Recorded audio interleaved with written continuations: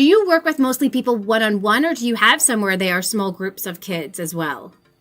So personally, I do just do one-on-one at this time, but I do know that there are a number of folks who are doing small groups and finding it to be, an easy to navigate as well.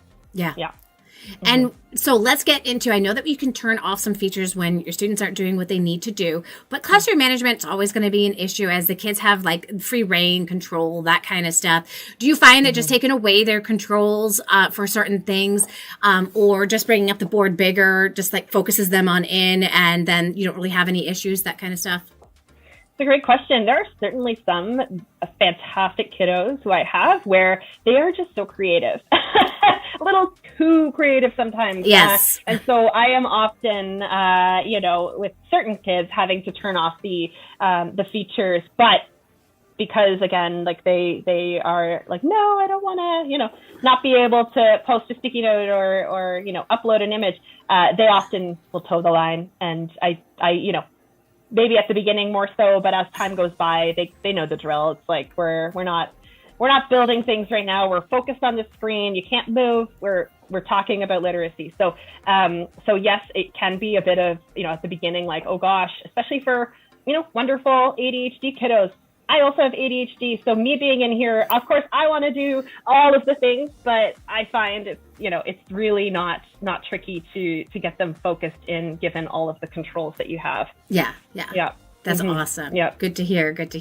Yeah, because sometimes I find like with some of my kids, I can give them controls and they're right on. And then other kids, I'm just like, nope, I've got to turn that off. I mean, even inside of Zoom, sometimes I have to do that too. It's like, okay, exactly. Turn off your annotate because we're not scribbling on the board today. Exactly. Yeah. And Xavier, maybe you can show like just an example of that. Like if you try, we're working on something, say we're doing some phonemic awareness and we're working on some different tiles, and I'm saying, Xavier, not scribbling right now.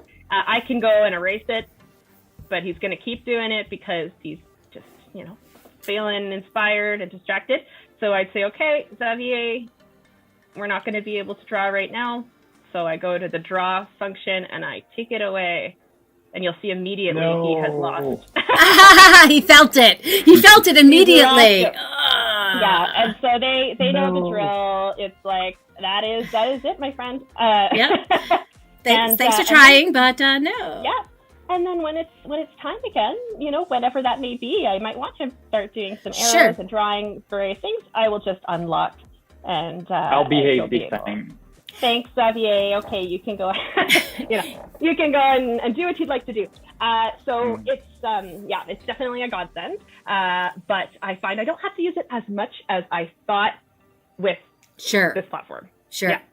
And one of my my VA, Beth, she said that she's been using Koala, and what she did is she used one of the walls to post the rules.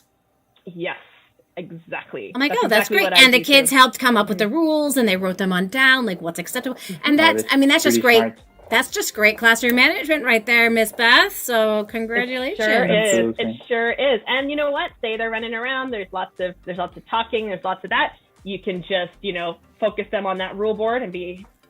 And now they can't go anywhere. Seeing it, and it's like, give them the look and they see the rules, and it's a bit of a reminder of what to do. Yeah, exactly. Did you, Joanne, did you say earlier that your friend, they came up with the rules with the students collaboratively and they wrote them together? Yep. So smart. Such a great approach. Yep. Yeah. Yep, that's one of the things that we did as classroom teachers, right? We came up with the rules with our class and what are we going to agree to, and you just put that right on out there. So that is a fantastic way to really handle that. Yes, and you can also lock. It's so empowering. Right? Yeah. Oh yes. They don't feel like they're being told what to do.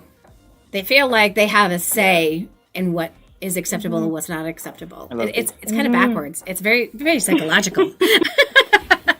Yeah. It is too. Yeah, absolutely. And something that I've been doing as well is asking, what would you do if you had a student, you were a teacher, and you had a student who was, running around and changing their avatar all the time, And they often will be like, yeah, I tell them, you got to stop, or I take away their, and I'd say, all right, so if that's something that, that we agreed on, and, then you're kind of using how they would discipline as well. And so sometimes that collaborative approach can work well.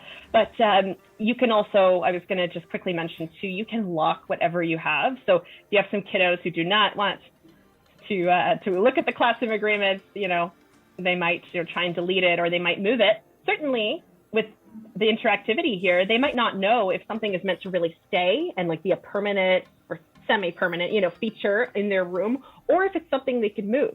So with something like a classroom agreement, this is not going anywhere. So I would click on that text and select the lock feature. So what that means is the kid cannot, is Xavier try to move it. He's going to try with his little laser.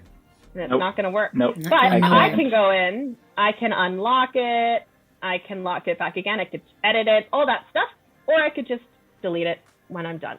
So you have complete that power. Control. I love it. Yeah, that's awesome. So somebody else said, what about a positive affirmation wall? I love that. I love that so much. Right? Yeah, absolutely. And you can Google, again, especially if you're planning just to use it for personal use, then the copyright isn't really an issue. It's just really if you're planning to be a creator and sell your template. But if you're not, and many of my students' templates are just so specific to them, and so I'm not planning on adding it to a marketplace. And so I will bring in sometimes images from Google and fun, positive, almost like posters, and just things that just get them pumped up, and reward systems. For all of my students, there's a reward system, and they actually get to put little images up there, and they get to duplicate or clone them every time they've earned that reward, and then they get to see the wall fill up with all of the fantastic, and it's just like a visual thing. It's always there. They can see it, they can reference it, and it's just, it's just very holistic in that sense. They are really getting anything they would get in a physical office space, basically, or a classroom space. Yeah. You know what's cooler than this is that you don't have to spend your money, you guys, on little gifts and trinkets for the kids. You can do something you can choose 3 pieces to change on your avatar, or you can add something to this wall over here. It has the same kind of feel as getting a little present, but without the over time those can get a little costly. So absolutely. And Koala is free. Yes, I know. Isn't that amazing?